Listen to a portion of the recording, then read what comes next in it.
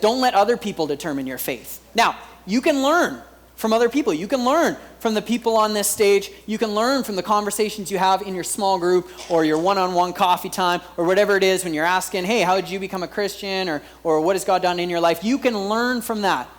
And I can tell you about my relationship with Jesus, but you can't have my relationship with Jesus. Sorry, you can't have it. You've got to get your own relationship with Jesus. You can't live off you could try and you'll fail.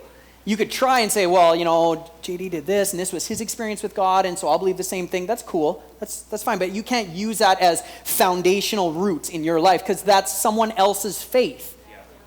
You need your roots going down deep. This isn't what someone else told me about God's love. This is the time that I experienced God's love. And so when you ask me, is God a God of love? I say yes, not because the preacher told me to, but because I experience this and I know God is a God of love. Those are the things that are going to prevent it from being a hybrid and be a real and genuine thing. So don't get this second party Jesus in your life. Don't just sit there and absorb the podcast, or don't just sit there and listen to the preachers and say, well, that's enough for me to go out. You go, you learn. You know what? The best thing you could do this week, take every verse that I've read, go back and read it to yourself without being told how to interpret it, and just say, God, what are you saying to me in this verse? What does that mean? I am the way, the truth, and life. What does that mean in my current situation with my family, my job, my life?